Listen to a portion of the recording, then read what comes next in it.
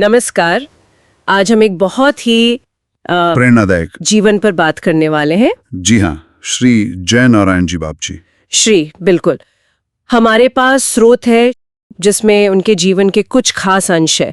तो आज हम उनके आध्यात्मिक सफर, उनकी साधना और उनकी गुरु भक्ति को समझने की कोशिश करेंगे। हाँ, और ये देखना दिलचस्प है कि कैसे एक कामयाब वकील अचानक सबको छोड़कर गुरु के प्रति पूरी तरह समर्पित हो जाता है। सही में। तो चलिए शुरू करते हैं उनके शुरुआती जीवन से। उनका जन्म हुआ था रामनवमी को संवत 1993 में। जी, 23 मार्च 1896, आगर, मध्य प्रदेश में। हाँ, और परिवार भी काफी आध्यात्मिक था, है ना? पिताजी कीर्तनाचार्य थे। बिल्कुल। पंडित बलदेव दास जी उपाध्याय वैष्णव कीर्तनाचार्य थे और माताजी श्रीमती मथुराबाई। तो वो माहौल तो घर में था ही।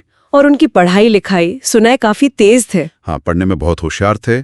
वकालत भी शुरू कर दी थी। अच्छा चल रहा था सब। लेकिन साथ साथ वो आध्यात्मिक झुकाव भी था।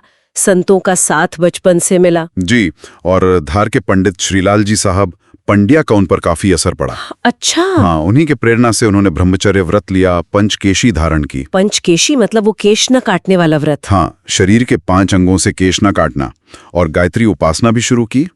आध्यात्मिक ग्रंथ भी बहुत पढ़े। तो ये सब चल रहा था। फिर गुरु से मुलाकात कैसे हुई? वो निर्णायक मोड़ कब आया? वो आया मई 1927 में। पंडित श्रीलाल जी के साथ ही वे पहली बार अपने गुरु श्री नित्यानंद जी महाप्रभु जी बापशी से मिले।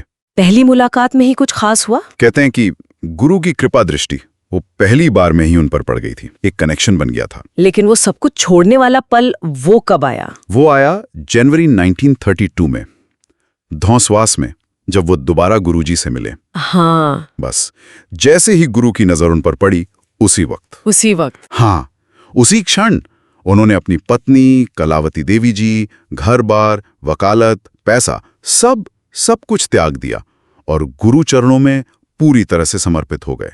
ये तो मतलब यकीन करना मुश्किल है। एक चलता हुआ करियर, परिवार, सब छोड़ देना। बिल्कुल। और उसके बाद जो हुआ वो और भी अद्भुत है। बहुत ही कम समय में अपनी जबरदस्त गुरु भक्ति, कठोर साधना, निष्ठा, सेवा, इन सब के बल पर वो परम पद पर पहुंच गए। परम पद मतलब आध्यात्मिक शिखर। जी हाँ, गुरु ने उन्हें कहा कि नर से नारायण बना दिया। नर से नारायण? हाँ, और वो छोटे बाप जी श्री के नाम से पूजे जाने लगे। गुरु की सारी शक्तियां, सारी विभूतियां उन्हें मिली। ये तो कमाल है। और सुने वो सिर्फ आध्यात्मिक ही नहीं थे, लिखने पढ़ने का भी शौक था, कवि थे। हाँ, बिल्कुल। 1912-14 के बीच तो उनके काव्य संग्रह भी छपे थे। हिंदी, अंग्रेजी, संस्कृत, गुजराती, मराठी, कई भाषाएं जानते थे। बहुमुखी प्रतिभा थी उनमें। जी, और ये प्रतिभा बाद में उनके आध्यात्मिक कामों में भी दिखी। उनकी साधना से जुड़ा वो किस्सा भी है ना, महादेव वाला। हाँ, वो बड़ा मशहूर है। 1920 से वो आके बैजनाथ महादेव मंदिर में रोज गायत्री अनुष्ठान करते थे। तो एक बार वो ध्यान में इतने मग्न थे, कहते हैं कि उनका कोई कोर्ट केस था। हाँ। तो उस केस की पैरवी करने के लिए स्वयं महादेव वकील बनकर अदालत पहुंच गए। क्या बात है! सुनने में अविश्वसनीय है, पर यह दिखाता है कि उनकी साधना कितनी गहरी थी। बिल्कुल। एकाग्रता का स्तर देखिए। तो साधना के अलावा उन्होंने परंपरा को आगे बढ़ाने, लोगों की भलाई के लिए क्या किया? उन्होंने गुरु परंपरा को बहुत व्यवस्थित किया। आश्रमों में भजन, पूजन, जप, तप, हवन, अनुष्ठान, इन सब की एक व्यवस्था बनाई। अच्छा। लोक कल्याण के लिए बड़े बड़े यज्ञ करवाए और एक बहुत ही अनोखा काम किया। भक्तों से अरबों ओम मंत्र लिखवाए। अरबों? हाँ, अरबों। और उन मंत्रों से नार और हरिद्वार में प्रणव मंदिर बनवाए। प्रणव मंदिर? ओम मंत्र से। इसका क्या महत्व है? माना जाता है कि ये सामूहिक मंत्र लेखन और इन मंदिरों की जो ऊर्जा है, उसका समाज पर एक सकारात्मक प्रभाव पड़ता है। दिलचस्प है। और श्री नित्य पाठ आरती, वो तो आज भी बहुत प्रचलित है उनके अनुयायियों में। जी, वो आरती भी उन्होंने ही शुरू करवाई थी, सुबह शाम गुरु उपासना के रूप में। और वो सिर्फ एक आरती नहीं है, उसमें वेदों उपनिषदों का सार है। वाकई? हाँ, और उन्होंने सिर्फ आरती शुरू नहीं करवाई, बल्कि उस पर एक पूरा ग्रंथ लिखा, श्री नित्यपाठ दीपिका। श्री नित्यपाठ दीपिका, आरती की व्याख्या। हाँ, पर सिर्फ साधारण व्याख्या नहीं, उस आरती के गहरे आध्यात्मिक रहस्य, वो भी वेद, उपनिषद, पुराण, गीता अनेकों ग्रंथों के प्रमाण दे देकर समझाए हैं। अरे वाह। पहला संस्करण 1935 में आया, फिर उसे और बढ़ाया 1937 में। भारत रत्न श्रीपाद दामोदर सातवलेकर जैसे विद्वान भी इस ग्रंथ को देखकर हैरान रह गए थे। ये तो उनकी ज्ञान की गहराई दिखाता है। बिल्कुल। और उनकी सबसे बड़ी बात शायद यही है कि उन्होंने संन्यास नहीं लिया, गृहस्थ जीवन से सीधे गुरु कृपा और अपनी साधना के बल पर परम पद पाया। हाँ, ये वाकई अनोखी बात है। अपनी परंपरा में गुरु के बाद उनका पहला स्थान है। उन्होंने अनगिनत भक्तों का कल्याण किया, लोगों को संकटों से उबारा। उनका जीवन सचमुच गुरु भक्ति का एक आदर्श है। बिल्कुल। संक्षेप में कहें तो श्री जयनारायण जी बाबजी श्री का जीवन ये दिखाता है कि कैसे पूर्ण समर्पण, गुरु कृपा और गहरी साधना को सेवा और ज्ञान के प्रसार के साथ जोड़ा जा सकता है। श्री नित्य पाठ दीपिका उसका एक जीता जागता उदाहरण है। सही कहा। और अंत में एक विचार। श्रोत में कहा गया है कि उन्होंने अर्जुन की तरह अपने मन पर विजय प्राप्त की थी। मनोराज्यम जितम येन। ये हमें सोचने पर मजबूर करता है कि हम अपनी रोजमर्रा की जिम्मेदारियों को निभाते हुए भी अपने मन पर नियंत्रण कैसे पा सकते हैं, आध्यात्मिक उन्नति कैसे कर सकते हैं। ये एक बड़ा सवाल है ना? बिल्कुल। ये उनके जीवन का एक बहुत महत्वपूर्ण संदेश है। आज हम एक बहुत ही गहरे विषय पर बात कर रहे हैं, आत्मज्ञान और मोक्ष का मार्ग। जी। और इसका आधार है नित्य पाठ दीपिका के कुछ अंश। ये स्रोत ना उपनिषदों और गीता जैसे जो हमारे प्राचीन ग्रंथ हैं, उनके ज्ञान को एक जगह लाता है। सही। खासकर मनुष्य जीवन का उद्देश्य क्या है और ये आत्म साक्षात्कार मतलब खुद को जानना, इसकी जरूरत क्यों है, इस पर फोकस करता है। बिल्कुल। और देखिए, इस स्रोत का जो मुख्य संदेश है ना, वो एकदम साफ है। क्या? कि ये मनुष्य जन्म मिलना ये अपने आप में एक बहुत बड़ी मतलब दुर्लभ घटना है। हाँ, ये तो है। और इसका सबसे ऊंचा लक्ष्य अगर कोई है तो वो है आत्मज्ञान पाना और उससे मोक्ष प्राप्त करना। तो इस मौके को गंवाना नहीं चाहिए। बिल्कुल नहीं। स्रोत में एक संवाद का जिक्र है, योगी या ज्वल्क और राजा जनक का। हाँ, बृहदारण्यक उपनिषद से। हाँ। उसमें वो कहते हैं कि मनुष्य शरीर और वो भी खासकर भरतखंड में मिलना बहुत ही मुश्किल है। हमने एक उदाहरण भी दिया है बड़ा अच्छा। हाँ, जैसे गरम रेत पर गिरे घी को उठाना नामुमकिन है, वैसे ही अगर ये शरीर एक बार नष्ट हो गया तो इसे दोबारा पाना लगभग वैसा ही कठिन है। सही। और ये शरीर देखिए एक तरह का साधन है। साधन किस चीज का? मतलब अगर पुण्य कर्म किए तो स्वर्गादि लोक मिल सकते हैं, पाप किए तो नरक, ये एक रास्ता है। अच्छा। लेकिन स्रोत ये भी साफ करता है कि ये स्वर्ग नरक स्थायी नहीं है। असली सबसे ऊंचा लक्ष्य वो है ब्रह्म विद्या पाना, उससे आत्म साक्षात्कार करना और फिर हमेशा के लिए इस जन्म मरण के चक्कर से, इस दुख से मुक्त हो जाना। और अगर कोई ये मौका चूक जाए, मतलब मनुष्य शरीर मिला और आत्मा को नहीं जाना, तो उसके लिए स्रोत एक शब्द इस्तेमाल करता है, महती विनिष्ठी। महती विनिष्ठी, इसका मतलब बहुत बड़ी हानि, बहुत बड़ा नुकसान। वो व्यक्ति बार बार जन्म लेता है, मरता है, दुख भोगता रहता है। बाप रे, ये तो बहुत बहुत गंभीर बात है ही। और ये सिर्फ कहने की बात नहीं, श्रुति वचन है, ऋते ज्ञाना न मुक्तिः। अच्छा।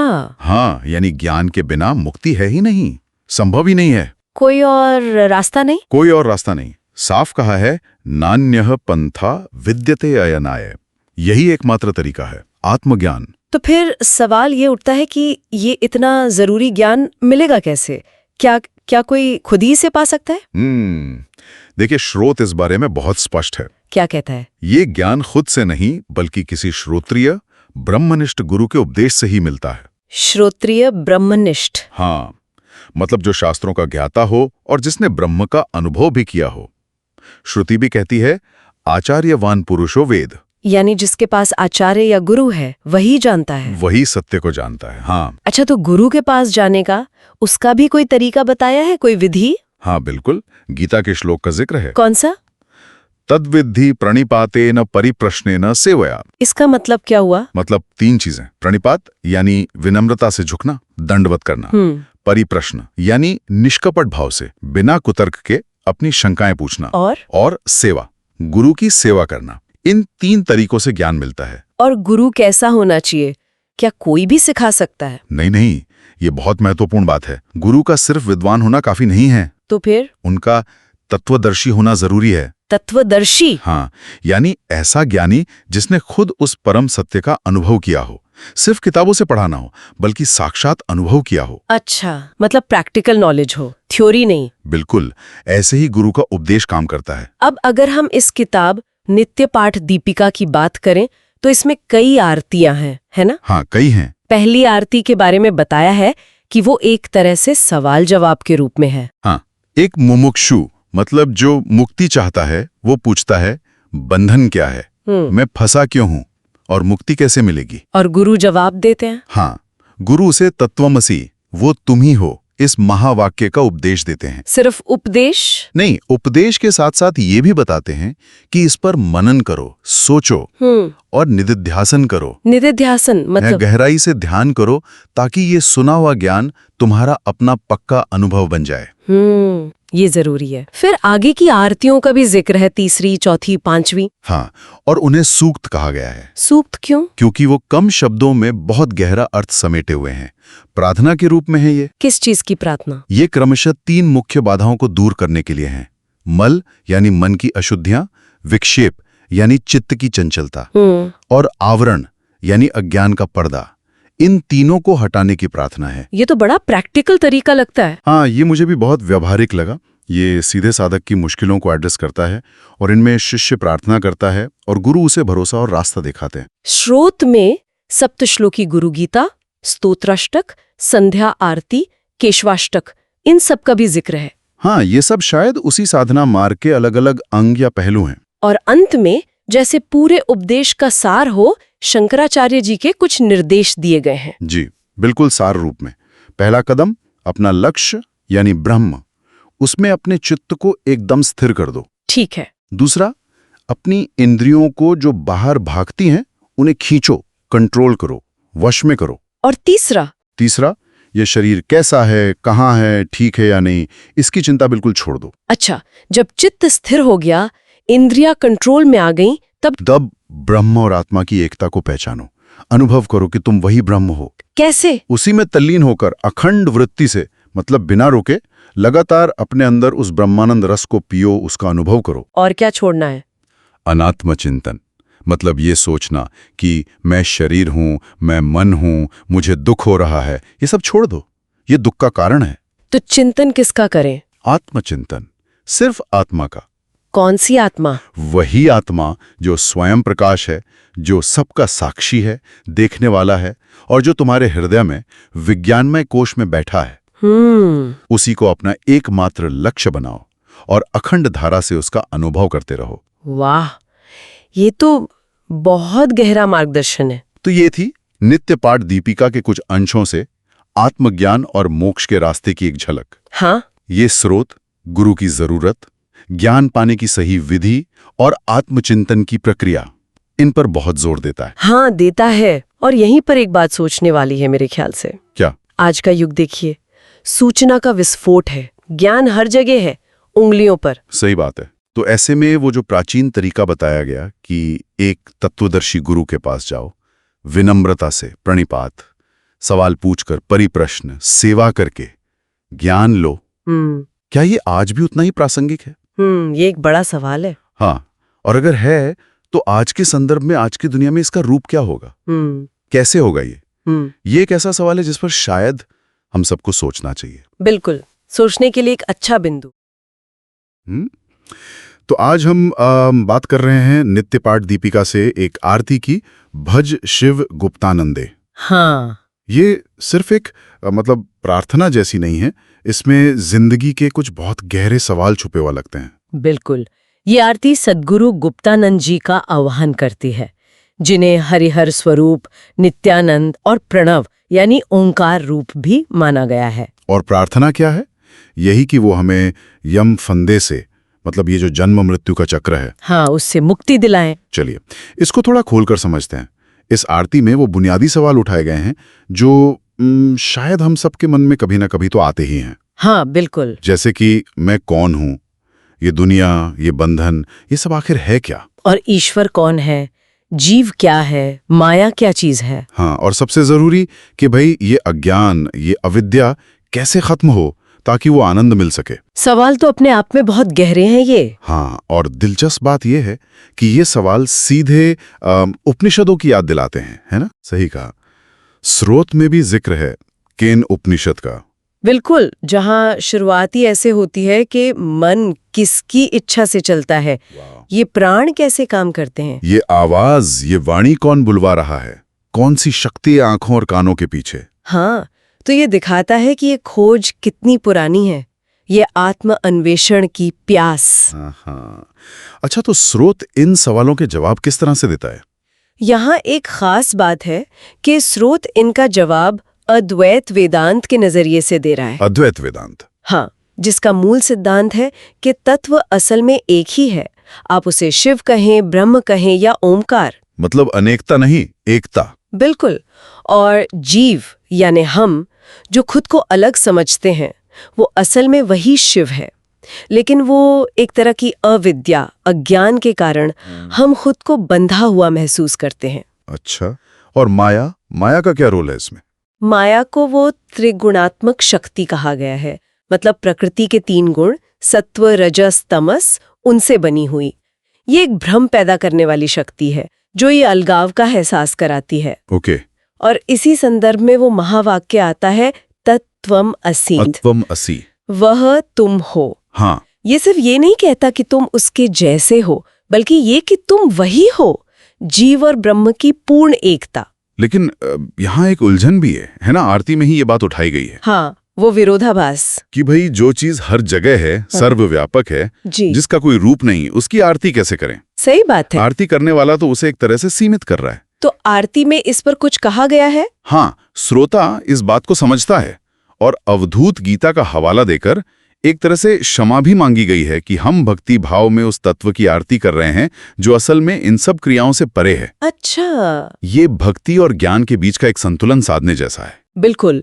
और अगर इसे बड़े फलक पर देखें तो सार ये है कि अज्ञान की वजह से जीव खुद को कर्ता और भोक्ता मान लेता है। कर्ता भोक्ता मतलब कर्म करने वाला और फल भोगने वाला। हाँ, अच्छे बुरे कर्म करना और फिर सुख दुख भोगना, जबकि शिव तत्व जो हमारा असली स्वरूप है वो तो अकर्ता है, अभोक्ता है, वो इन सब से परे है। तो फिर रास्ता क्या है? मुक्ति कैसे मिलेगी? रास्ता है विद्या, मतलब सही ज्ञान जो इस अविद्या, इस अज्ञान को मिटाता है। और ये विद्या, ये ज्ञान मिलेगा कैसे? स्रोत कहता है विचार से, लगातार ये पूछना कि मैं कौन हूँ, ये दुनिया कैसे बनी। अच्छा, आत्मचिंतन। हाँ, और साथ में निरंतर अभ्यास, मतलब उस ज्ञान पर टिके रहने की कोशिश। अभ्यास? जैसे अर्जुन का उदाहरण भी दिया है शायद स्रोत में। हाँ बिल्कुल, कि कैसे गीता के ज्ञान ने अर्जुन को मैं और मेरा के मुंह से निकाला, ये समझाया कि आत्मा न मरती है न मारती है। तो मतलब कुल मिलाकर बात यह है कि ये आरती सिर्फ गाने या दोहराने के लिए नहीं है। नहीं, बिल्कुल नहीं। ये तो एक तरह से आत्मचिंतन का, मनन का एक जरिया है। सही कहा। स्रोत में सलाह भी दी गई है कि शाम के समय जब चित्त शांत हो इसे पढ़ें, इस पर विचार करें, तो धीरे धीरे इसका जो गहरा अर्थ है वो अपने आप खुलने लगता है, सहज रूप से समझ आने लगता है। हाँ, अनुभव में उतरने लगता है ज्ञान। तो ये तो हुई पूरी बात। हाँ, और अंत में एक सवाल हम सबके सोचने के लिए छोड़ सकते हैं। जरूर। कि अगर आत्मा जैसा अद्वैत है, हमेशा से ही मुक्त है, नित्य शुद्ध शिव स्वरूपी है, तो फिर ये जो अभ्यास है, ये साधना, इसकी असल जरूरत क्या है और इससे हासिल क्या होता है अगर वो पहले से ही मुक्त है? हाँ, ये सोचने वाली बात है। इस पर विचार करना भी शायद अपने आप में एक अभ्यास ही है। बिल्कुल। आज हम एक बहुत ही सुंदर आरती वंदे गुरुदेवम, इसके कुछ हिस्सों पर बात करेंगे। जी। हमारे पास ये आरती है और इसका भावार्थ भी है, तो हम इसी के आधार पर समझने की कोशिश करेंगे। हाँ, ये आरती श्री नित्यानंद बाबजी मतलब गुरुदेव के लिए है। बिल्कुल। तो इसका मकसद यही है कि आरती गुरुदेव के स्वरूप, उनके महत्व के बारे में क्या कहते हैं, उसको थोड़ा समझें। जी जी। शुरुआत ही देखिए, वंदे गुरुदेवम बोधमयम गुरुदेवम श्री नित्यानंदम। इसमें ये जो बोधमयम शब्द है, हाँ, ये बहुत महत्वपूर्ण है। इसका क्या मतलब है? क्या सिर्फ ज्ञान वाला या कुछ और? देखिए, बोधमयम का मतलब सिर्फ जानकारी रखने वाला नहीं है, ये है ज्ञान स्वरूप। ज्ञान स्वरूप। हाँ, मतलब वो ज्ञान से ही बने हैं।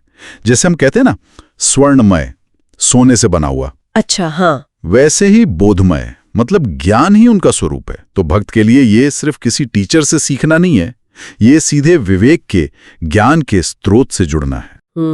और साथ में श्री नित्यानंदम भी हैं, यानी वो हमेशा रहने वाले आनंद के भी स्वरूप है। तभी तो आखिर में जय जय जय गुरुदेव कहते हैं। ये बात है, ज्ञान का ही रूप। अच्छा, आगे एक लाइन है, थोड़ी मुश्किल सी लगती है सुनने में, विद्गद वृंद विवंद्य सुवंदित मब्ज पद द्वंद्वम। हाँ, थोड़ी संस्कृत निष्ठ है। इसको थोड़ा सरल शब्दों में बताएं। हाँ, इसका मतलब है कि गुरुदेव के जो चरण कमल है ना जी, अब जब पद द्वंद्वम, उनकी वंदना वो महापुरुष करते हैं। अच्छा, जिनकी वंदना खुद विद्वानों का समूह विद्गद वृंद करता है। ओहो, मतलब जो विद्वानों में पूज्य हैं वो भी गुरुदेव को पूजते हैं। बिल्कुल, ये उनके आध्यात्मिक पद की ऊंचाई दिखाता है। और साथ में उन्हें स्वच्छंदम भी कहा है। स्वच्छंदम, हाँ, परम स्वतंत्र। और निर्द्वंद्वम मतलब सुख दुख मान अपमान इन सब जोड़े वाली चीजों से परे, द्वंद्वों से रहित। हाँ। अच्छा, ये तो वाकई असाधारण स्थिति हुई। जी, आरती में उनके मतलब अलौकिक स्वरूप की भी बात है, जैसे अद्वयम मितममेयम अनाधिंग। ये सब शब्द क्या बताते हैं? हाँ, ये उनके परे वाले स्वरूप को दिखाते हैं। अद्वय मतलब अद्वितीय, जिसके जैसा कोई और नहीं। ठीक है। अमित मतलब जिसकी कोई सीमा न हो, असीम। अमेय मतलब जिसे मापा न जा सके। और अनादि मतलब जिसका कोई आरंभ नहीं। अनादि? हाँ, और मजे की बात यह है कि उन्हें जगतमादिम भी कहा है, यानी जगत का आदि कारण। हाँ, ये तो है। पर वो खुद सर्वाद्यंत विहीनम है, मतलब हर तरह के आदि और अंत से रहित, बिल्कुल परिपूर्ण। ये तो विरोधाभास जैसा लगता है कि जगत के कारण भी हैं और खुद किसी कारण कार्य में नहीं है। हाँ, लगता है, पर यही तो उनकी वो दिव्यता है, हमारी समझ से परे। अच्छा, उनके कुछ व्यक्तिगत गुणों का भी जिक्र है, जैसे दानतम मृदुम मनिवेतितम अज्ञेयम। बिल्कुल, एक तरफ वो इतने विराट अलौकिक हैं, दूसरी तरफ उनके मानवीय गुण भी बताए हैं।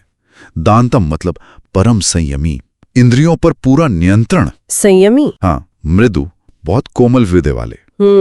अनिकेत मतलब जिनका कोई एक पक्का घर ठिकाना नहीं, जो संसार के आश्रय से बंधे नहीं हैं। अच्छा। अज्ञेयम मतलब जिनके गुणों का गान पूरी तरह से किया ही नहीं जा सकता, शब्द कम पड़ जाएं। और कामेरा हत्थ दिया? हाँ, जिनका मन, जिनकी बुद्धि कामनाओं से, इच्छाओं से बिल्कुल खाली है, रहित है। और उनकी करुणा के बारे में भी कुछ खास है। हाँ हाँ, बिल्कुल, उन्हें करुणा सागर माकर कहा है, करुणा का महासागर, दया का भंडार। ये बताता है कि इतने ऊंचे ज्ञान और वैराग्य के साथ साथ उनमें करुणा भी अपार है, इतनी कि बड़े से बड़े पापियों को भी वो अभय दे देते हैं। क्या बात है। तो हमने उनके ज्ञान स्वरूप, अलौकिक होने की बात की, उनके संयम, करुणा की बात की। ये जो दुनियावी चीजें हैं, इच्छाएं हैं, इनसे उनका अलगाव कैसे बताया है? उसके लिए शब्द हैं जैसे आशा पाश विमुक्तः, मतलब आशाओं के बंधन से पूरी तरह मुक्त। आशा के पाश से विमुक्त। हाँ। ओ, विमलम है, यानी एकदम निर्मल, कोई मल नहीं। और वासना या रहितम, किसी भी तरह की वासना से रहित। और उनका बाहरी रूप? बाहरी रूप कैसा भी हो सकता है। शरीर पर धूल लगी हो, धूल या धूसर गात्रम, या राख मली हो।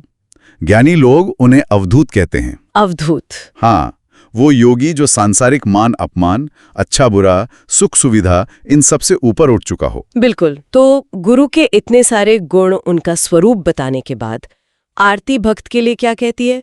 अंत में कुछ दान और भक्ति की बात भी है। हाँ, वो एक तरह से फलश्रुति है।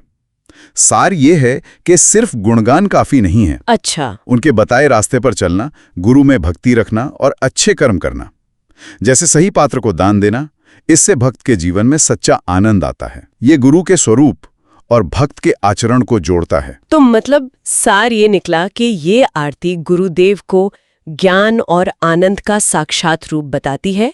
वो असीम है, अनादि है, बहुत करुणामय है और दुनिया के बंधनों, इच्छाओं, द्वंद्व से बिल्कुल मुक्त हैं। बिल्कुल सही समझा। और इतने ऊंचे हैं कि जो खुद विद्वानों में पूज्य हैं, वो भी उन्हें पूजते हैं। एकदम। और देखिए, इस तरह के भक्ति ग्रंथों को पढ़ने से, समझने से हमें किसी खास आध्यात्मिक परंपरा में गुरु का क्या स्थान है, उनके क्या गुण माने जाते हैं, अनुयायियों की श्रद्धा कितनी गहरी होती है, ये सब समझने में मदद मिलती है। सही बात है। अच्छा, चलिए जाते जाते एक सोचने वाली बात छोड़ते हैं। आरती में गुरुदेव को संसार का आदि कारण जगतामादिम कहा है। हाँ। और साथ ही ये भी कहा कि उनका न आदि है न अंत, सर्वाध्यंत विहीनम। जी। हाँ।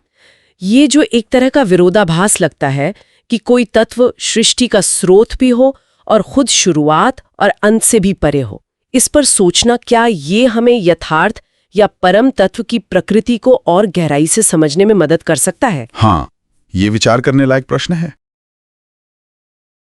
आज हमारे पास श्री नित्यानंद महाराज की एक आरती है, आरती नंबर 3, उसके कुछ अंश हैं जी। और साथ में उन अंशों के बड़े विस्तृत भावार्थ और कुछ शास्त्रीय संदर्भ भी हैं। हाँ, और ये स्रोत काफी दिलचस्प हैं क्योंकि इनमें ना भक्ति और वेदांत दर्शन दोनों का एक तरह से संगम दिखता है। अच्छा। गुरु की महिमा है, ओंकार यानी प्रणव का जो महत्व है उस पर बात है, और फिर आत्म साक्षात्कार का रास्ता क्या है।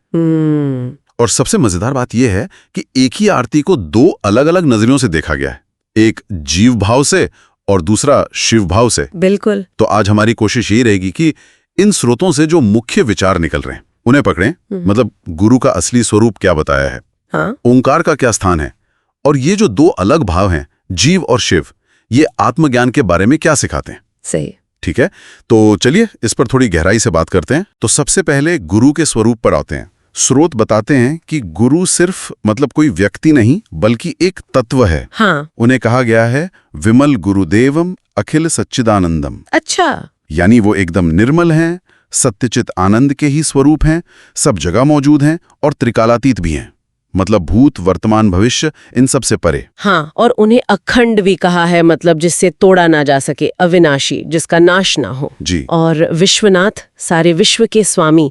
एक जगह तो गुरु कूटस्थ स्वामी भी कहा है। हाँ, कूटस्थ मतलब पर्वत की चोटी की तरह एकदम स्थिर निर्विकार। और गुणातीत चेतन अजब ही, यानी तीनों गुणों से परे, शुद्ध चैतन्य और अजन्मा। ये तो पर ब्रह्म वाले गुण लग रहे हैं। बिल्कुल सही कहा। और इसी से जुड़ा है ओंकार या प्रणव का महत्व। हाँ। स्रोत कहते हैं कि ओंकार कोई मामूली अक्षर या ध्वनि नहीं है, ये तो सृष्टि का मतलब मूल तत्व है। मूल तत्व। हाँ, एक सूत्र है भूतम भवद भविष्यतिति सर्वम ओंकारेव, मतलब जो बीत गया, जो है और जो आने वाला है वो सब ओंकार ही है। योगी इसी का ध्यान करते हैं। और ये कहा गया है कि ये काम से लेकर मोक्ष तक सब कुछ दे सकता है। इससे परम ब्रह्म, रुद्र, महेश्वर, इनसे भी जोड़ा गया है ना। जी हाँ, बिल्कुल। ये तो बहुत गहरा है। अच्छा, अब उन 2 नजरियों पर आते हैं, जीव भाव और शिव भाव। जीव भाव में क्या होता है, भक्त कैसे देखता है आरती और गुरु को? देखिए, जीव भाव में भक्त और भगवान या भक्त और गुरु, इनके बीच एक द्वैत होता है, एक दूरी। ठीक है। भक्त खुद को एक सीमित जीव मानता है और गुरु को बाहर, कहीं ऊपर, एक पूजनीय शक्ति के तौर पर देखता है। अच्छा। वो गुरु से कृपा मांगता है, मार्गदर्शन मांगता है, अपनी कमियों को दूर करने की प्रार्थना करता है। जैसे आरती में पंक्ति है ना, मुझे निर्मल बनाइए। हाँ हाँ। तो यहाँ गुरु उद्धार करने वाले हैं, शरण देने वाले। और ये भी कहा है कि गुरु के दर्शन भक्त को अक्सर अनायास ही हो जाते हैं, मतलब बिना खास मेहनत के, सहज कृपा से। कृपा से। और गुरु का प्रसाद, उनकी कृपा, वही ज्ञान, बोध और आनंद का जरिया बनती है। ठीक है, ये तो भक्ति मार्ग का जाना पहचाना नजरिया है। लेकिन फिर ये शिव भाव, उसमें इसी आरती का मतलब कैसे बिल्कुल पलट जाता है, ये बड़ा रोचक लग रहा है। हाँ, यहीं पर बात बहुत मतलब क्रांतिकारी हो जाती है। शिव भाव में क्या होता है, आरती की जो पंक्तियां हैं वो भक्त की प्रार्थना नहीं रह जाती। तो फिर क्या बन जाती हैं? वो खुद आत्मा के असली स्वरूप का वर्णन बन जाती हैं। अच्छा। व्याख्या कहती है आरती में जो गुण बताए गए हैं वो किसी बाहरी गुरु के नहीं हैं, बल्कि वही तेरा आत्मा है, वही तू है। अरे वाह। यहाँ जोर बाहरी पूजा से हटकर अपने अंदर जो सच्चिदानंद स्वरूप है उसको पहचानने पर आ जाता है। संदेश है स्वस्वरूप प्राप्त कर मुक्त हो। वाह, मतलब आरती एक आईना बन गई जिसमें हम खुद को ही देख रहे हैं। क्या ये वही बात है जो वेदांत में तत्त्वमसि कहलाती है? बिल्कुल बिल्कुल, ये सीधा सीधा तत्त्वमसि, तुम वही हो का जो महावाक्य है उसी को दिखाता है। हाँ, ये अद्वैत वेदांत का सार है कि जीवात्मा और परमात्मा असल में एक ही हैं, अलग नहीं। शिव भाव इसी अभेद ज्ञान पर टिका है। तो एक ही टेक्स्ट, एक ही आरती, 2 अलग अलग लेवल पर काम कर रही है। कमाल है। अच्छा, वो रस्सी और सांप वाला उदाहरण भी था ना, ज्ञान और अज्ञान के बारे में, उसे कैसे समझाया है? हाँ, वो वेदांत का एक क्लासिक उदाहरण है, ये समझाने के लिए कि आत्मज्ञान काम कैसे करता है। श्रोत कहते हैं जैसे कम रोशनी में जमीन पर रस्सी पड़ी हो और गलती से उसे सांप समझ लें तो डर लगता है, यह अज्ञान है। हाँ बिल्कुल। लेकिन जैसे ही रोशनी होती है और साफ दिखता है कि अरे ये तो सिर्फ रस्सी है, सांप नहीं, तो डर खत्म।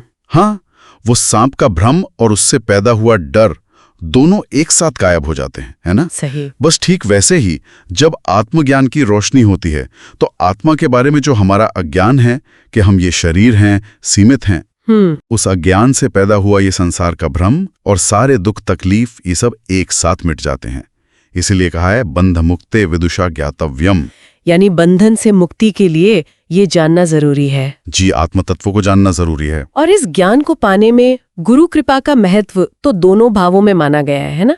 चाहे गुरु को बाहर देखें या अंदर के ज्ञान को ही गुरु माने। हाँ, निश्चित रूप से। एक कवित्व में साफ कहा है कि गुरु के प्रसाद या कृपा से ही सारी विद्या, सही बोध और आत्मा के आनंद की प्राप्ति होती है। अच्छा। वाल्मीकि और व्यास जैसे ऋषियों की सिद्धि का कारण भी गुरु कृपा ही बताया गया है। गुरु क्या है? अज्ञान के अंधेरे को मिटाने वाले। तो अगर हम सार निकाले, इन अंशों से हमने देखा कि गुरु को एक बाहरी परम सत्ता के रूप में भी पूजा जा सकता है, वो हुआ जीव भाव। जी। और अपने ही भीतर जो शुद्ध चैतन्य है, आत्म स्वरूप, उसे भी गुरु रूप में पहचाना जा सकता है, ये हुआ शिव भाव। हाँ। हमने ओमकार की केंद्रीय भूमिका को समझा और ये भी कि ज्ञान ही भ्रम और दुख से निकलने का पक्का रास्ता है। सही। जीव भाव भक्ति, समर्पण, कृपा पर जोर देता है। और शिव भाव आत्मज्ञान, अभेद यानी एकता और एक तरह से स्वयं पर निर्भरता पर बल देता है। अगर से हम थोड़ी बड़ी तस्वीर में देखें तो ये क्या दिखाता है? ये यही दिखाता है कि आध्यात्मिक यात्रा कितनी व्यक्तिगत हो सकती है। रास्ते अलग अलग दिख सकते हैं साधक के स्वभाव के हिसाब से, उसकी तैयारी के हिसाब से। हाँ। लेकिन मंजिल अक्सर एक ही होती है, परम सत्य का अनुभव करना, अपने असली स्वरूप को जानना, चाहे वो भक्ति से हो या ज्ञान से। ये सोचने वाली बात है वैसे। क्या ये दो भाव, गुरु को बाहर खोजना यानी जीव भाव और गुरु या दिव्यता को अपने ही अंदर महसूस करना यानी शिव भाव, क्या ये किसी आध्यात्मिक सफर के दो पड़ाव हैं कि इंसान भक्ति से शुरू करके ज्ञान तक पहुंचता है? हो सकता है। या फिर ये दो अलग अलग समानांतर रास्ते हैं जो एक ही मंजिल पर ले जाते हैं? इस पर सोचा जा सकता है। बिल्कुल, ये विचार करने लायक बात है। आज हम एक बहुत ही खास स्रोत देख रहे हैं, आरती नंबर 4, अचलम गुरुदेव। हाँ, ये सिर्फ आरती नहीं है, इसमें काफी गहरे दार्शनिक विचार हैं। बिल्कुल, ये गुरु तत्व, उनके महत्व और फिर प्रणव मतलब ओम और मोक्ष से उनका जो गहरा संबंध है उस पर बात करती है। और इसमें दो नजरिए भी हैं, है ना? जीव भाव और शिव भाव। हाँ, जीव भाव यानी शिष्य का नजरिया और शिव भाव वो आत्मा या परमात्मा का। तो आज हम कोशिश करेंगे कि इन दोनों पहलुओं से गुरु के सार को, मतलब उसके एसेंस को समझें। ठीक है, तो चलिए शुरू करते हैं। आरती गुरु को अचल, स्थिर और नित्यानंद स्वरूप बताती है। ये क्या है? हाँ, देखिए, अचल मतलब जो स्थिर है, जो बदलता नहीं, और नित्यानंद मतलब जो हमेशा आनंद में रहता है। अच्छा। और यहाँ सबसे दिलचस्प बात यह है कि गुरु को सिर्फ एक इंसान के तौर पर नहीं देखा गया है। तो फिर उन्हें प्रणव यानी ओम से अभिन्न माना गया है। ओह, ओम से अभिन्न। हाँ, और आपको पता ही है, हमारे पुराने ग्रंथ जैसे शिव पुराण है, योग दर्शन है, याज्ञवल्क्य के संहिता, वो सब प्रणव को परमात्मा का ही नाम, उनका स्वरूप मानते हैं। सही बात है। तो इस नजरिए से गुरु वो परम तत्व, वो आदि ध्वनि ओम का ही प्रतीक हुए। बिल्कुल, गुरु उस परम चेतना का ही साकार रूप है, ऐसा कह सकते हैं। तो ये प्रणव से अभिन्नता वाली बात तो बहुत बहुत गहरी है। अच्छा, तो स्रोत गुरु के स्वरूप को और कैसे समझाता है? मतलब क्या गुण बताए गए हैं उनके? आरती कहती है गुरु अचल हैं, स्थिर, गुप्त और प्रकट दोनों रूपों में वो पूर्ण है, और जैसा कहा सदा आनंद में स्थित श्री नित्यानंद। और वो प्रणव वाली बात? हाँ, वो तो केंद्रीय है। गुरु ही प्रणव है और प्रणव ही परब्रह्म है। हमारे निगम आगम मतलब वेद शास्त्र वो भी यही कहते हैं कि भाई गुरु के बिना मोक्ष नहीं मिल सकता। गुरु बिना मोक्ष नहीं? हाँ, शिष्य के लिए तो गुरु से बढ़कर और कोई नहीं है। ये तो बहुत बड़ी बात है। क्या इसका जिक्र कहीं और भी मिलता है, जैसे पुराणों या कथाओं में? हाँ बिल्कुल, भगवान श्री कृष्ण ने खुद सुदामा को गुरु का महत्व समझाया था। अच्छा, क्या कहा था उन्होंने? उन्होंने 3 तरह के गुरु बताए। ठीक है। एक तो जन्म देने वाले पिता, ठीक है। दूसरे वो जो यज्ञोपवीत संस्कार करवाते हैं और वेद पढ़ाते हैं, और तीसरे और सबसे अहम वो गुरु जो आत्मज्ञान देते हैं। आत्मज्ञान देने वाले गुरु। हाँ, और श्री कृष्ण कहते हैं कि ऐसे गुरु तो मेरा ही स्वरूप हैं। ओह। और उन्होंने ये भी साफ कहा कि परमात्मा किसी पूजा या कर्म से उतने खुश नहीं होते जितने गुरु की सेवा से होते हैं। अरे वाह, मतलब परमात्मा भी गुरु भक्ति को इतना ऊंचा दर्जा देते हैं। ये तो सोचने वाली बात है। बिल्कुल, इसका सीधा मतलब यही निकलता है कि ज्ञान और मोक्ष का रास्ता वो गुरु से होकर ही जाता है। हाँ। आरती में भी देखिए, वशिष्ठ, सनकादिक या गवल के जैसे बड़े बड़े ऋषियों का उदाहरण है। वो गुरु के श्रेय पद, मतलब उनके कल्याणकारी स्वरूप को समझकर ही तो ज्ञानियों में सबसे ऊंचे माने गए। सही। और ये भी कहा गया है कि गुरु की महिमा का सीधा गुणगान करना, मतलब अपरोक्ष कीर्ति, और उनके स्वरूप का ध्यान करना, इसी से मुमुक्षु को, यानी जैसे मोक्ष चाहिए, उसे मुक्ति मिलती है। इसी से जुड़ी एक बात याद आ रही है। मुंडक उपनिषद में वो एक रूपक है ना, ओम को धनुष बताया गया है। हाँ, वो बहुत सुंदर रूपक है। प्रणवो धनु शरोह्यात्मा ब्रह्मत लक्ष्यम उच्चते। इसका मतलब ओम धनुष है, आत्मा तीर है, और ब्रह्म वो लक्ष्य है। अच्छा। और इस लक्ष्य को भेदना है, लेकिन बहुत सावधानी से, पूरी एकाग्रता से आत्मा को परमात्मा में लगाना है। और यहीं पर सच्चे गुरु के लक्षण भी बताए गए हैं कि गुरु कैसा होना चाहिए। हाँ, क्या लक्षण है? उन्हें वेदों का गहरा ज्ञान हो, श्रोत्रिय, उनका मन पूरी तरह से ब्रह्म में लगा हो, ब्रह्मनिष्ठ है, और वो शिष्य को अभयदान देने वाले हों, मतलब शिष्य के डर को दूर करने वाले। और शिष्य की तरफ से क्या चाहिए? उसकी क्या भूमिका है? शिष्य को सच्चा मुमुक्षु बनना होगा, मतलब मोक्ष की सच्ची तीव्र इच्छा। हाँ, और जैसे नचिकेता ने किया था, दुनिया के मोह माया प्रलोभन उनको छोड़ना होगा, और गुरु के प्रति हमेशा कृतज्ञता, एक थैंकफुलनेस बनाए रखनी होगी। लेकिन आरती में कुछ चेतावनियां भी हैं शायद गुरु का अनादर करने को लेकर। हाँ, बिल्कुल हैं, और वो काफी गंभीर चेतावनियां हैं। जैसे गुरु की निंदा करने वाले या उनसे द्रोह, मतलब वैर रखने वाले को नुग्रा कुत्रक या गुरुद्रोही कहा गया है। नुग्रा कुत्रक। हाँ, और साफ कहा है कि ऐसा इंसान मोक्ष के रास्ते से भटक जाता है, और उसके परिणाम बहुत बुरे होते हैं। तेज का नाश, गरीबी, बीमारियां, बुरी मौत, और अंत में नरक। बाप रे। यहाँ तक कि गुरु के धन या उनकी इज्जत, उनकी कीर्ति को जो नुकसान पहुंचाता है, उसके भी उतने ही बुरे नतीजे बताए गए हैं। ये तो बहुत ही गंभीर चेतावनी है इस स्रोत में। तो फिर अंत में ये पूरी यात्रा, ये साधना किस लक्ष्य की ओर ले जाती है? देखिए, जो अंतिम लक्ष्य है वो है आत्म साक्षात्कार। आत्म साक्षात्कार मतलब अपने ही उस असली स्वरूप को पहचानना, जो अचल है, आनंदमय है, जो असल में परमात्मा ही है, और उससे पहचानकर मुक्त हो जाना। हाँ, और इसमें गुरु की भूमिका है मार्गदर्शक की, और शिष्य की भूमिका है साधक की। आरती का जो शिव भाव वाला पहलू है ना, वो इसी पर जोर देता है, जहां आत्मा खुद को ही ब्रह्म रूप में अनुभव करती है। ये कुछ वैसा ही है जैसे ईशोपनिषद का शांति मंत्र है, पूर्णमदः पूर्णमिदम्, कि पूर्ण से पूर्ण निकलता है, फिर भी पूर्ण ही बचता है। समझ गई।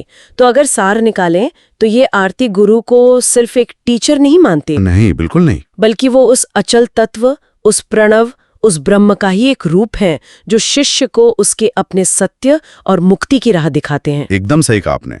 जीव भाव जो है वो शिष्य की श्रद्धा, उसके समर्पण और बाहरी मार्गदर्शन की जरूरत पर जोर देता है। और शिव भाव? और शिव भाव उसी परम लक्ष्य को आत्मा के नजरिए से देखता है कि आखिर में पहचानना तो अपने ही ब्रह्म स्वरूप को है। ये दोनों भाव मिलकर ही गुरु शिष्य परंपरा के गहरे आध्यात्मिक अर्थ को हमारे सामने रखते हैं। ये स्रोत कहता है कि आत्मज्ञान देने वाले गुरु परमात्मा का ही स्वरूप है। ये बात वाकई सोचने पे मजबूर करती है कि ज्ञान की इस पूरी यात्रा में बाहर जो गुरु हैं और हमारे अंदर जो आत्मा या परमात्मा तत्व है, उनका रिश्ता आखिर है कैसा? हाँ, ये एक गहरा सवाल है। क्या ऐसा है कि जो बाहर से मार्गदर्शन मिलता है वो आखिरकार अंदर के सत्य को जगाने का ही एक तरीका है, और अंत में वो बाहरी चीज उसी आंतरिक अनुभव में मिल जाती है, विलीन हो जाती है? इस पर सोचना चाहिए। नमस्कार, आज हम एक बहुत ही दिलचस्प स्रोत पर बात करने वाले हैं। आरती नंबर 5, केवल गुरुदेवम। ये श्री नित्यानंद जी महाराज को समर्पित है और गुरु की महिमा पर गहराई से विचार करता है। जी हाँ, और इसकी खास बात यह है कि ये दो अलग अलग नजरिए पेश करता है। जीव भाव जो शिष्य का दृष्टिकोण है, और दूसरा शिव भाव, मतलब गुरु या कह लीजिए परमात्मा का दृष्टिकोण। बिल्कुल। तो चलिए इसी में थोड़ा और उतरते हैं। जो पहली और शायद सबसे अहम बात ये स्रोत कहता है वो ये कि गुरु ही भवसागर से पार कराने वाले हैं। अकेले। हाँ। वो पंक्ति है ना, केवल गुरुदेव भवसागर से कर ग्रहें करे परली पारम। यही मतलब जीवन की मुश्किलों से निकालने वाला एकमात्र सहारा। ये तो बहुत बड़ी बात है। बिल्कुल। और स्रोत आगे गुरु को केवल स्वरूप कहता है। केवल स्वरूप, इसका मतलब क्या हुआ? मतलब वो अपने आप में पूर्ण है, निरपेक्ष, किसी और पर निर्भर नहीं। और साथ ही उन्हें प्रणव यानी ओमकार का रूप भी बताया है। अच्छा, ओमकार का रूप जो परब्रह्म का प्रतीक है। जी। और यहाँ प्रश्नोपनिषद का भी जिक्र आता है, जहाँ ओमकार के ध्यान से मिलने वाले लोकों की बात है। तो ये सीधे सीधे गुरु को आप कह सकती हैं परम तत्व से जोड़ देता है। और एक बात जो मुझे बहुत अच्छी लगी वो ये कि गुरु भेदभाव नहीं करते। हाँ, वो पंक्ति है, चारों वर्ण समान, सम पर उपकारी। सबके लिए समान। और कमाल ये कि वेदव्यास जैसे ऋषि भी मतलब वो भी मानते हैं कि गुरु जरूरी है। ब्रह्म विद्या ब्रह्म ज्ञान गुरु बिन नहीं आवे। बिल्कुल। इससे पता चलता है कि गुरु कितने अनिवार्य है ना किसी भी गहरे ज्ञान के लिए। हाँ, उनकी भूमिका एकदम केंद्रीय है।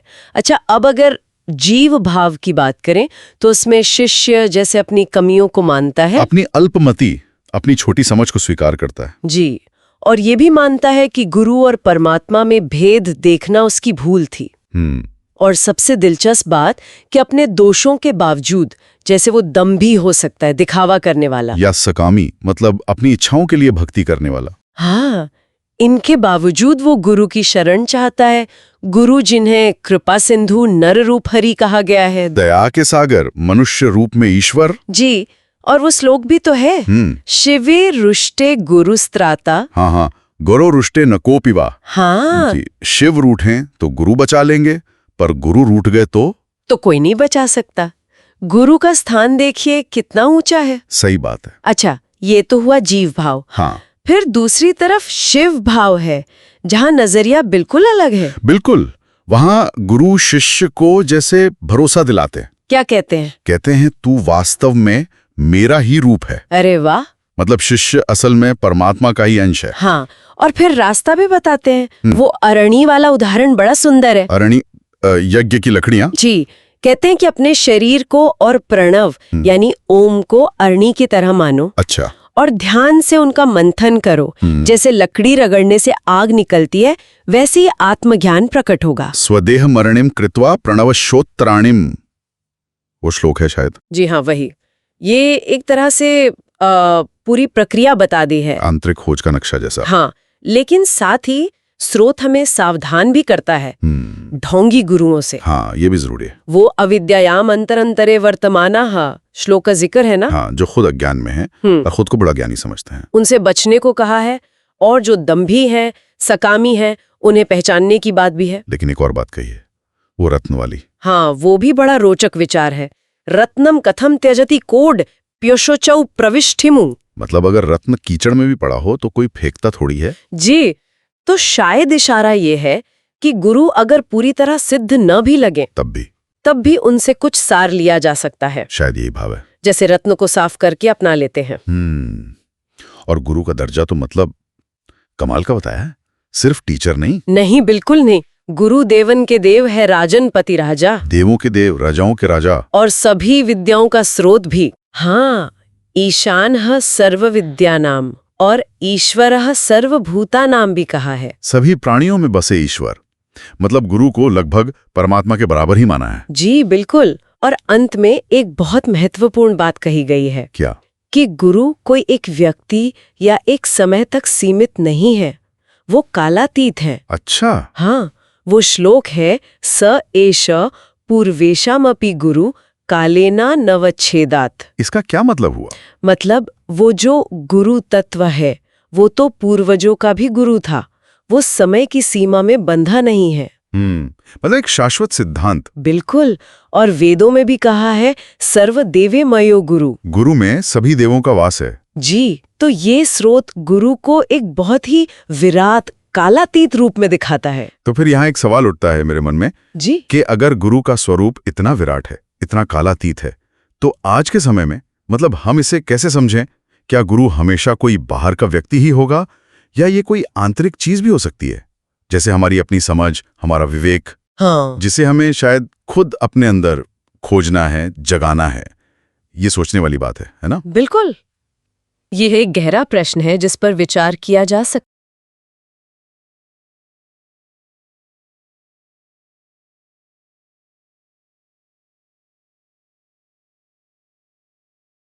नमस्कार। आज हम बात कर रहे हैं सप्त श्लोकी गुरु गीता के बारे में। ये 7 बहुत ही महत्वपूर्ण श्लोक हैं जो गुरु तत्व के सार को बताते हैं। जी बिल्कुल, ये गुरु की महिमा और उनके स्वरूप पर मतलब रोशनी डालते हैं। हाँ, तो हमारे पास इन श्लोकों का भावार्थ है और हम कोशिश करेंगे कि इनके गहरे अर्थ को समझें। जी तो चलिए शुरू करते हैं। पहला श्लोक ही काफी ध्यान खींचता है। इसमें गुरु को ब्रह्मा, विष्णु और रुद्र यानी महेश का रूप कहा गया है। हाँ, और साथ ही साक्षात परब्रह्म भी।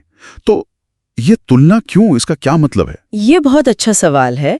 देखिए, भावार्थ ये कहता है कि गुरु शिष्य के अज्ञान का नाश करते हैं, है ना? हाँ, तो वो रुद्र का काम हुआ संहार, फिर वो ज्ञान की रक्षा करते हैं, सही ज्ञान देते हैं। हाँ, तो वो विष्णु का काम हुआ पालन, अच्छा, और वो नई विद्या देकर एक तरह से ज्ञान की सृष्टि करते हैं। तो वो ब्रह्मा का काम हुआ। ओ, तो ये त्रिदेव का रूपक असल में गुरु के फंक्शंस को दिखाता है। बिल्कुल, सृजन, पालन और अज्ञान का संहार, और अंत में क्योंकि वो शिष्य को उसके अपने असली स्वरूप का मतलब आत्म स्वरूप का बोध कराते हैं, इसीलिए उन्हें परब्रह्म कहा गया है।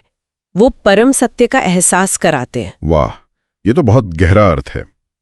अच्छा, तो ये तो हुई गुरु के कार्यों की बात।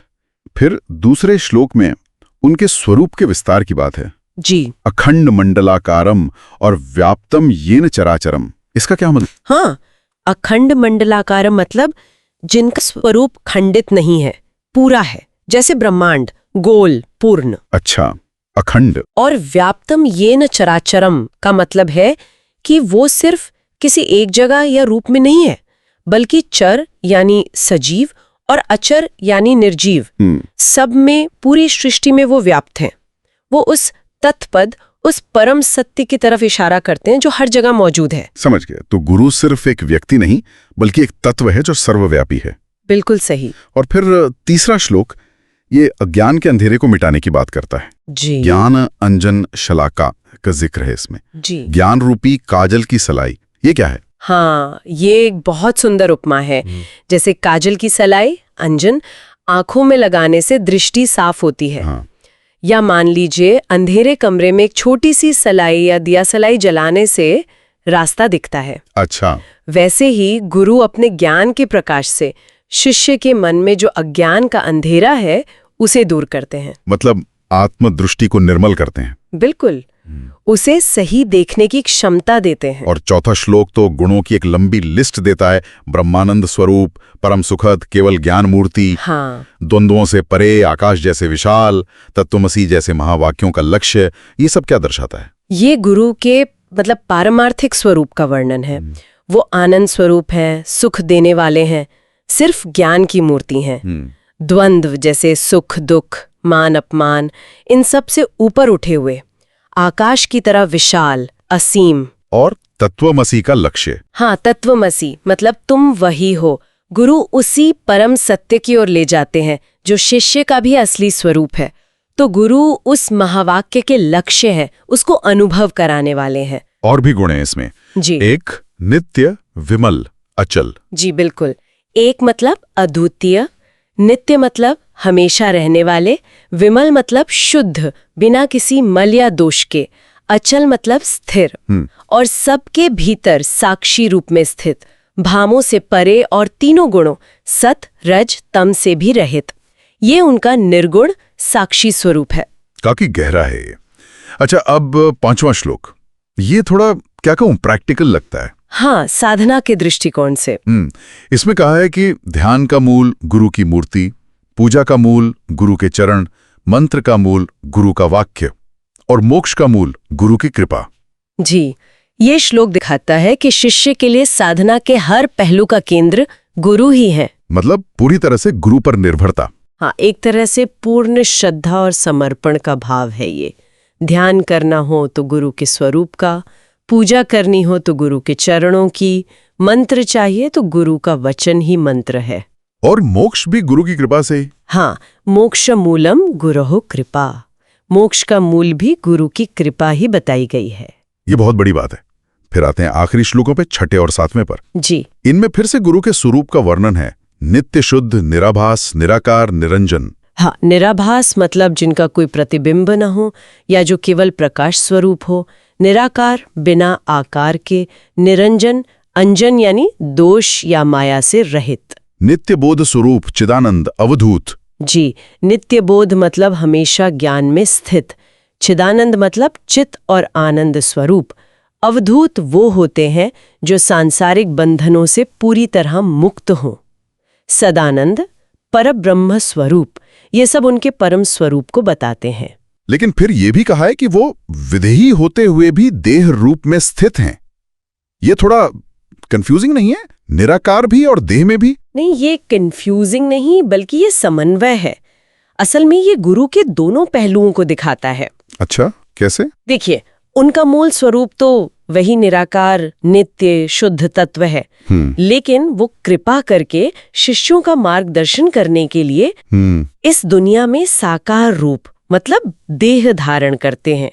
तो वो हैं तो विदेही पर देह में दिखते हैं। अच्छा, तो वो तत्व रूप में निराकार हैं पर कृपा के लिए साकार रूप लेते हैं। बिल्कुल। तो अगर हम इन 7 श्लोकों का सार देखें जी, तो गुरु सिर्फ एक टीचर नहीं है। नहीं, बिल्कुल नहीं। वो तो ईश्वर का रूप हैं, अज्ञान मिटाने वाले हैं, मोक्ष दिलाने वाले हैं, सर्वव्यापी, गुणों से परे और कृपा का सागर। हाँ, सार तो यही निकलता है।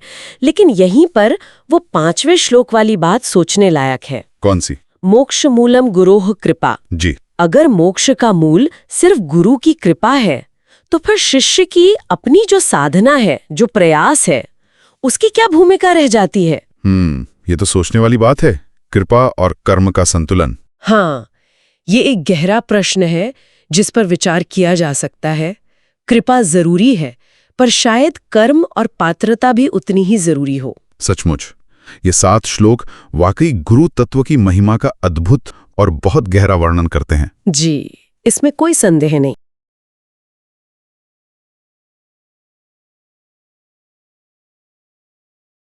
नमस्कार। आज हम एक बहुत ही दिलचस्प स्रोत पर बात करने वाले। हाँ, बिल्कुल।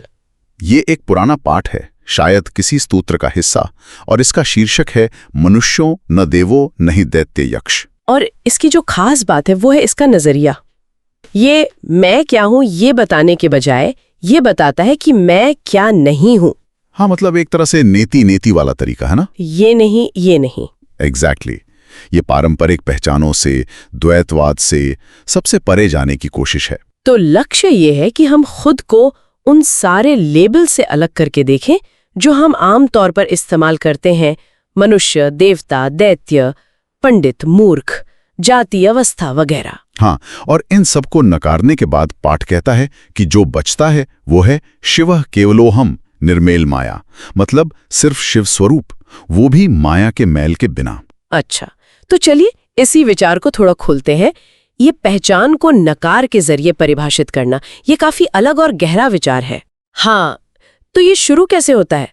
सबसे पहले बाहरी पहचानों को नकार कर पाठ सीधे कहता है मैं मनुष्य नहीं हूं, न देव, न दैत्य, न यक्ष, यहां तक कि न मैं पंडित हूं, न ही मूर्ख। अरे वाह, मतलब सामाजिक श्रेणियां, क्षमताएं सब खारिज। हाँ, और सिर्फ इतना ही नहीं, आगे बढ़े तो न मेरा कोई आश्रम है, मतलब जीवन का कोई चरण, ब्रह्मचर्य, गृहस्थ वगैरह। अच्छा। न कोई वर्ण, न कुल, न गोत्र, और स्पष्ट करने के लिए कहा है न शर्मा न वर्मा, मतलब कोई जाति या पारिवारिक पहचान भी नहीं। तो ये तो हो गई बाहरी दुनिया की बातें।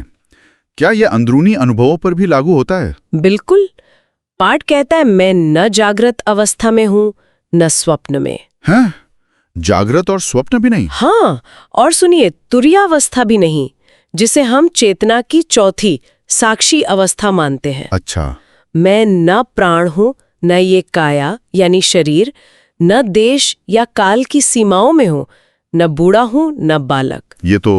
ये तो पहचान की लगभग हर परत को छीले जैसा है। हाँ बिल्कुल। पर एक सवाल उठता है, इतनी सारी चीजों को नकारना कहीं ये थोड़ा नकारात्मक या शून्यवादी जैसा तो नहीं लगता? ये बहुत जरूरी सवाल है। देखिए, यहाँ नकार का मतलब शून्य या कुछ न होना नहीं है।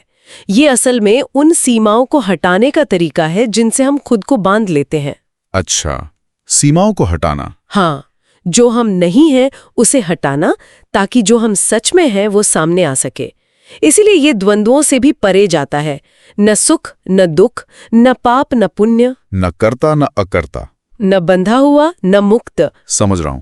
न मौनी न वक्ता, न राग न विराग। मतलब कोई भी द्वैत, कोई भी विपरीत जोड़ा, वो मैं नहीं हूं। तो ये खालीपन नहीं बल्कि एक तरह की पूर्णता की ओर इशारा है, सीमाओं से परे। बिल्कुल। तो फिर जब ये सब नकार दिया तो अंत में जो ये कहा गया है, शिवः केवलोहम निर्मेल माया, इसका ठीक ठीक मतलब क्या समझें? इसका अर्थ है, मैं केवल शिव स्वरूप हूं, माया के मल से रहित। यहाँ शिव का मतलब वो परम तत्व है, वो शुद्ध चेतना। केवल शिव स्वरूप? हाँ, केवल मतलब सिर्फ वही और कुछ नहीं। और निर्मेल माया मतलब माया जो भ्रम है, अज्ञान है, उसकी जो धूल या परतें हैं, उनसे पूरी तरह साफ, निष्कलंक। निरंजन है ना? हाँ, वही निरंजन, शुद्ध। इसे ही एको चिदात्मा कहा गया है, वो एक ही चैतन्य आत्मा जो सब में है, समान रूप से। ये कालातीत है, निराकार है। ये तो बहुत गहरा है। जैसे कोई स्क्रीन हो जिस पर फिल्में चलती हैं, पर स्क्रीन खुद उन तस्वीरों से अछूती रहती है। अच्छा उदाहरण है। हाँ, कुछ वैसा ही। पर इस ज्ञान का रोजमर्रा की जिंदगी में क्या फायदा है? क्या श्रोत इस बारे में कुछ बताता है? हाँ बिल्कुल। श्रोत के आखिर में बताया गया है कि रोज सुबह इसका पाठ करने से यम जाले कट जाते हैं। यम जाल? हाँ, मतलब काल का बंधन, मृत्यु का डर। हाँ, शाब्दिक अर्थ वो है, पर गहरा मतलब है सीमाओं का बंधन ढीला पड़ना। और ये भी कहा गया है कि जो व्यक्ति आशा और तृष्णा छोड़कर संतोष अपनाता है और इस ज्ञान में मन लगाता है, तो वो इस ज्ञान को पाकर स्वयं शिव स्वरूप बन जाता है। मतलब वो अपने असली मुक्त स्वरूप को पहचान लेता है। ये डर और सीमाओं से आजादी का रास्ता है। समझ गया। तो संक्षेप में कहें तो ये श्रोत हमें ये याद दिलाता है कि हमारी जो असली पहचान है वो हमारी सारी भूमिकाओं, अनुभवों और लेबल से कहीं ज्यादा बड़ी है, मुक्त है। हाँ। और खुद को ये नहीं कहकर हम उस शुद्ध सर्वव्यापी चेतना के करीब पहुंच सकते हैं, वही केवल शिव स्वरूप। बिल्कुल सही कहा। और ये हमें एक विचार के साथ छोड़ जाता है सोचने के लिए। क्या? कि किसी चीज को, खासकर अपने स्व को, सिर्फ इस आधार पर परिभाषित करना कि वो क्या नहीं है, इसका असल में क्या मतलब है। और हमारी रोजमर्रा की जिंदगी में जहाँ हम लगातार खुद को किसी ना किसी चीज से पहचानते रहते हैं, अपनी नौकरी से, अपने रिश्तों से, अपनी सफलताओं या असफलताओं से, वहाँ इस निरंजन, इस निष्कलंक स्वरूप को याद रखने का क्या अर्थ हो सकता है? हाँ, ये सोचने वाली बात है, इस पर विचार किया जा सकता है।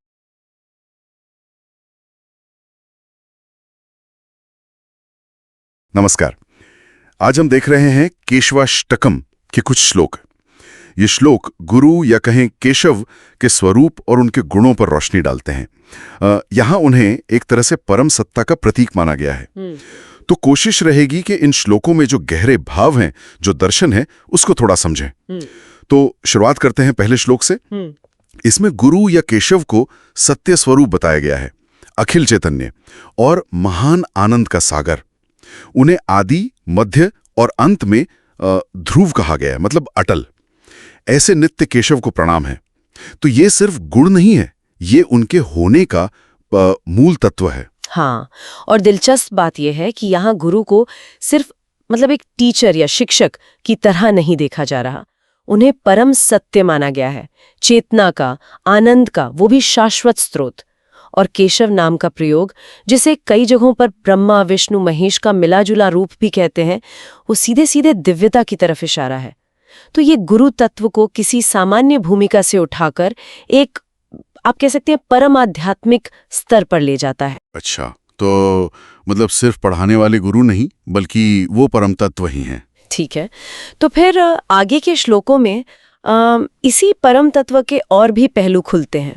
जैसे उन्हें अजन्मा कहा गया है, जिनका जन्म नहीं होता, अचल, स्थिर, शुद्ध, बोध रूप यानी ज्ञान स्वरूप, और ये खास हैं निरंजन मतलब निष्कलंक, निराकार बिना किसी रूप के, और निराभास जिनका कोई आभास या प्रकटीकरण न हो।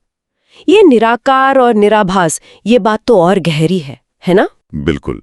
ये गुण दरअसल सामान्य जो मानवीय अवस्था है ना या सीमाएं हैं, उनसे बहुत आगे की बात करते हैं। अजन्मा होना मतलब वो जन्म मृत्यु का जो चक्र है उससे पूरी तरह बाहर।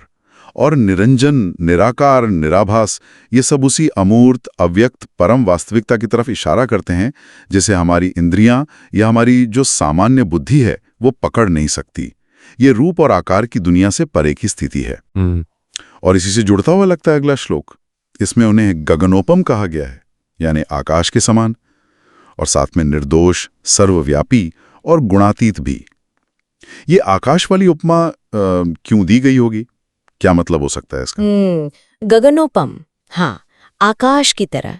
ये असल में उनकी असीमता दिखाता है और निर्लिप्त भी। जैसे आकाश हर जगह है, सब कुछ उसी में है, पर वो खुद किसी चीज से लिप्त नहीं होता, है ना? बिल्कुल वैसे ही उस परम तत्व को बताया गया है।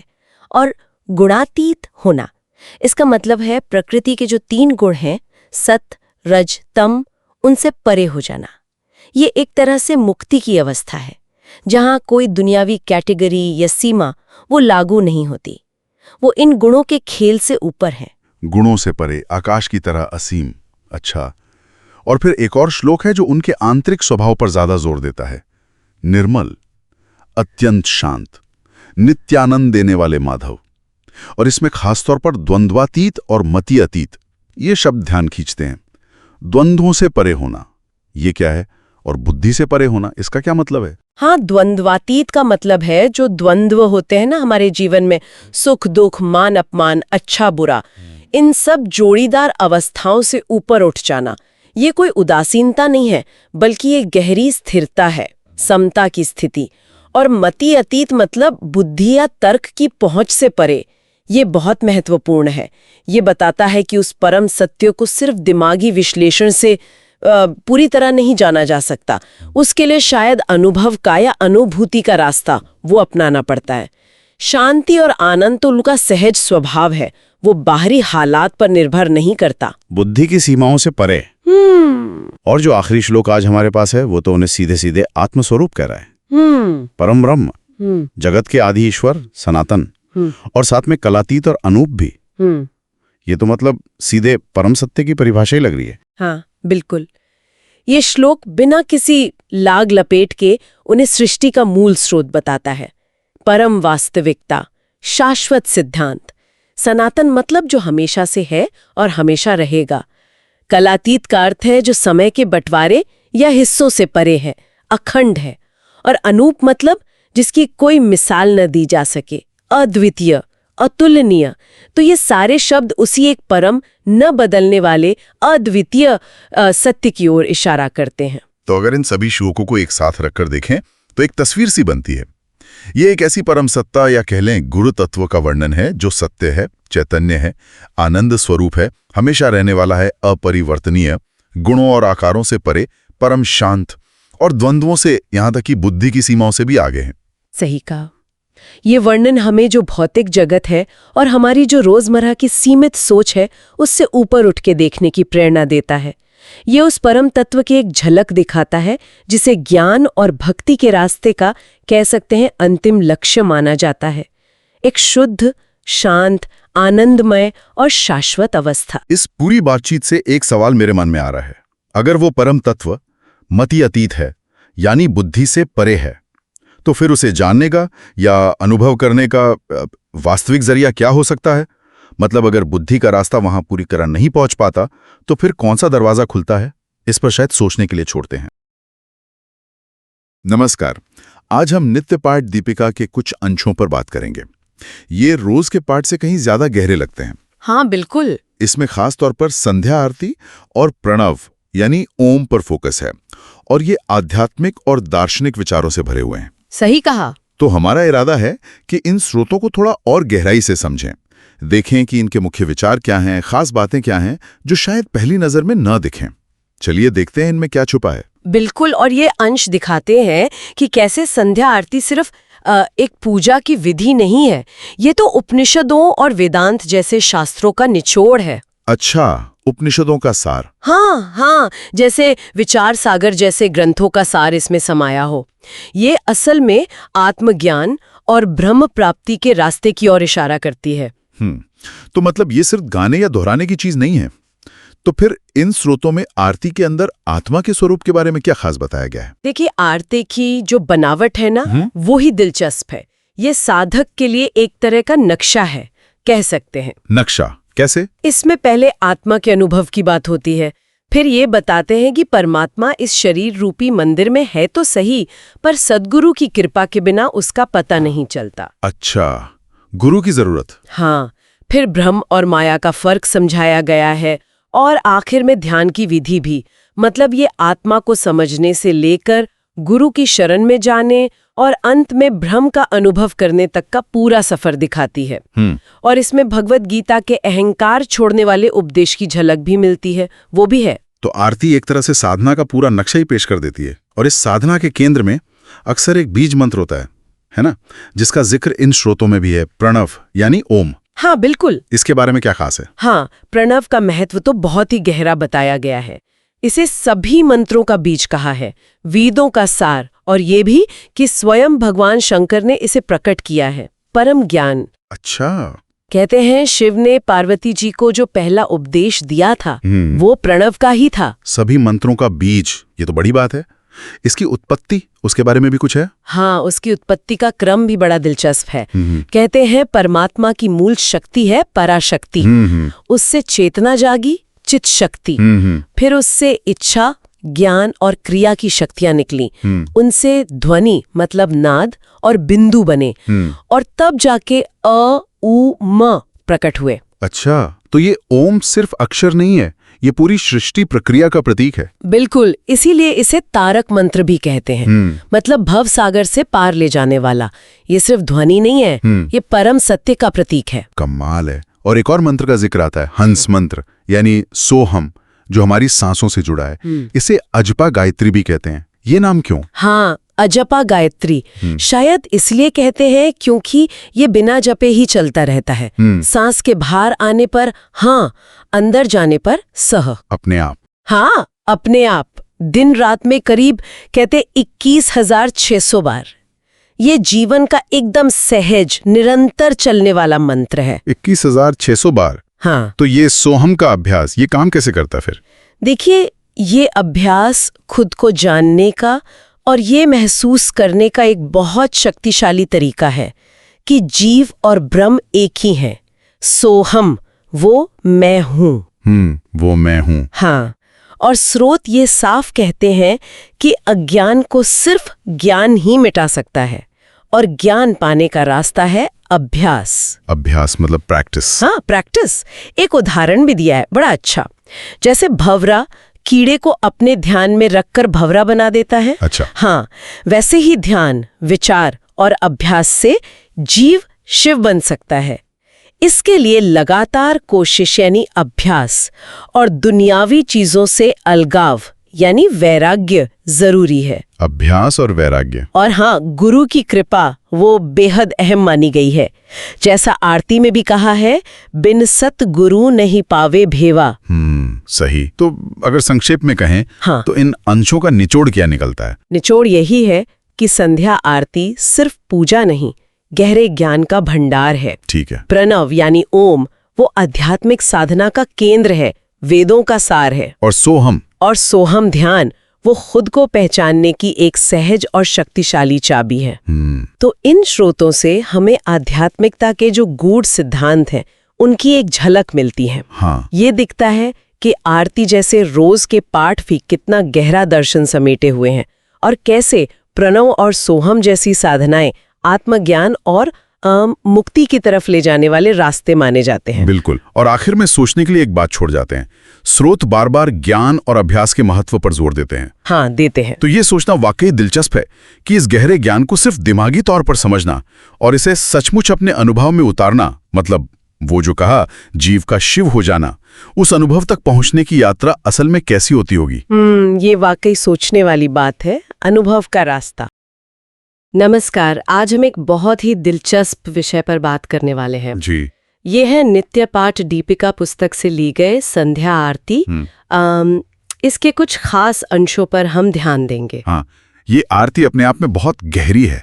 इसमें छंद हैं और उनके अर्थ भी दिए गए हैं। बिल्कुल, और ये अर्थ आत्मज्ञान, संसार की असलियत, मतलब जो परम सत्य है, ऐसी बातों को छूते हैं। सही कहा। तो कोशिश करते हैं कि इन विचारों की तह तक पहुंचें, देखें कि ये आरती जीवन और आध्यात्मिकता को कैसे देखती है। जरूर। देखिए, ये आरती एक तरह से ना जीवन और संसार का आईना है। पहला ही छंद अगर देखें तो वो कहता है कि जो इसे समझ लेता है वो असली और नकली, मतलब सार क्या है और असार क्या है, इसका भेद जान जाता है। अच्छा, तो सिर्फ पढ़ना या सुनना काफी नहीं है। नहीं, इस पर विचार करना, मनन करना जरूरी बताया गया है। और इस विचार का नतीजा भी बड़ा सुंदर बताया है कि ज्ञान का सूरज उगता है और अपनी ही आत्मा का दर्शन होता है। हाँ, बिल्कुल। ये बात मुझे बहुत आकर्षित करती है कि इसे जन्म मरण के चक्र को तोड़ने वाला भी कहा गया है। क्या इसका मतलब है कि सारे शक, सारे भ्रम खत्म? हाँ, बिल्कुल। भ्रम मिटाना ही तो इसका एक मुख्य उद्देश्य है। और इसी से जुड़ी हुई बात है शरीर, आत्मा और माया के रिश्ते की। हाँ, वो भी समझाया गया है। शरीर को एक मंदिर की तरह बताया है ना? हाँ, मंदिर जैसा। और उसमें आत्मा देवता की तरह है। पर इस देवता का रहस्य, आरती कहती है, बिना सद्गुरु की कृपा की नहीं जाना जा सकता। तो ये शरीर मंदिर है, ठीक है, लेकिन जो बाहर का संसार है उसके बारे में क्या? उसे तो पूरी तरह माया कहा गया है। माया यानी एक तरह का भ्रम, या कहें कि झूठा। हाँ, बिल्कुल। आरती के अनुसार केवल आत्मा, जिसे चैतन्य भी कहते हैं, वही सत्य है। बाकी सब वो माया है। लेकिन ये माया भी बड़ी अजीब बताई है। न सत्य न असत्य, न दोनों का मिला जुला रूप। इसको समझना तो फिर और मुश्किल हो गया। हाँ, ये वाकई एक गहरा बिंदु है। माया की यही जटिलता शायद ये दिखाती है कि जो दुनिया हम अनुभव करते हैं वो कितनी उलझी हुई है। दूसरी तरफ आत्मा का स्वरूप एकदम साफ बताया है, अजर, अमर, अविनाशी। और चैतन्य मतलब स्वयं प्रकाशमान। अच्छा। आरती ये भी कहती है कि आत्मा सभी भेदों से परे है, जैसे सजातीय भेद मतलब एक इंसान का दूसरे से फर्क, या विजातीय भेद जैसे इंसान का पत्थर से फर्क। आत्मा इन सबसे अलग है, वो एक है, अखंड है। ठीक है, अगर संसार ऐसा भ्रम है और आत्मा ही सत्य है, तो इस भेद को असल जिंदगी में कैसे समझें, इस उलझन से बाहर कैसे निकलें? हाँ, शायद यहीं पर गुरु का महत्व आता है, जिसका जिक्र इसमें बार बार है। बिल्कुल, आपने सही पकड़ा। आरती एकदम साफ कहती है कि पहले गुरु सेवा में मन लगाना होगा। अच्छा, पहले सेवा। हाँ, फिर गुरु जो युक्ति मतलब जो तरीका बताएं, उसी से मन को वश में करके आत्मा का रहस्य जाना जा सकता है। माया की शक्ति को तो अचिंत्य कहा गया है, मतलब सोच से भी परे। इसीलिए गुरु का मार्गदर्शन जरूरी हो जाता है। तो ये सिर्फ समझने की बात नहीं है, ये साधना का विषय भी है। हाँ, बिल्कुल, साधना का ही विषय है। आरती में बाहरी पूजा पाठ छोड़कर आत्म पूजा यानी अपने अंदर ध्यान लगाने को कहा गया है। इंद्रियों को काबू में रखना, मन को साफ करना, ये सब क्या उसी साधना का हिस्सा है? हाँ, ये सब उसी साधना के अंग हैं। ज्ञान को एक दीपक की तरह बताया गया है। दीपक? हाँ, जो अज्ञान के अंधेरे को मिटाता है। और इसके लिए देखिए, सबसे जरूरी है अहंकार का त्याग। वो मैं और मेरा वाला भाव जब जाता है ना, हाँ, अहंकार, तभी व्यक्ति चिदाभास यानी चेतना के सिर्फ प्रतिबिंब या परछाई के पार जाकर अपने असली स्वरूप कूटस्थ में स्थित होता है। कूटस्थ, ये शब्द थोड़ा समझाएंगे। कूटस्थ मतलब वो स्थिर साक्षी चैतन्य जिसमें कोई बदलाव नहीं होता, जो बस देखता है, जानता है। अच्छा, वो अवस्था अनुभव में कैसी होती होगी? क्या आरती इसके बारे में कुछ बताती है? हाँ, बताती है। वर्णन काफी काव्यात्मक है। कहते हैं कि उस स्थिति में इंद्रियां और मन वो बाहर की दुनिया से खिंचाव छोड़ देते हैं। बाहर से हटकर? हाँ, आत्मा में ही टिक जाते हैं।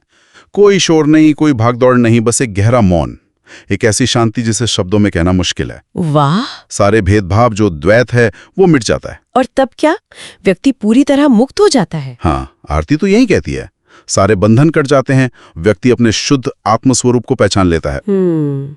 आत्मा को आकाश की तरह बताया गया है, जैसे आकाश सब जगह एक सा है और उस पर किसी चीज का असर नहीं होता। निर्लेप। हाँ, निर्लेप।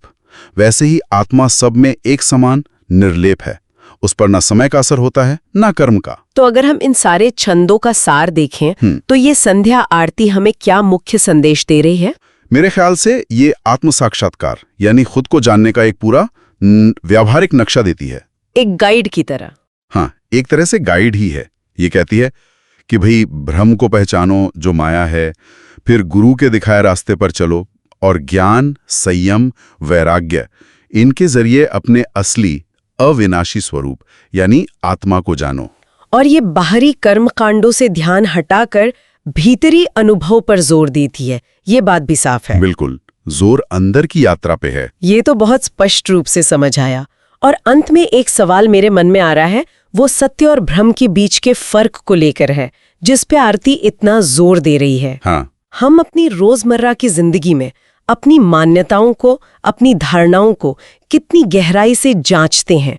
क्या वो सच में वास्तविकता को दर्शाती हैं, या वो भी कहीं हमारे मन का बनाया हुआ एक भ्रम तो नहीं? ये सोचने वाली बात है। हाँ, ये वाकई सोचने वाली बात है। आरती हमें इसी आत्मचिंतन के लिए प्रेरित करती है।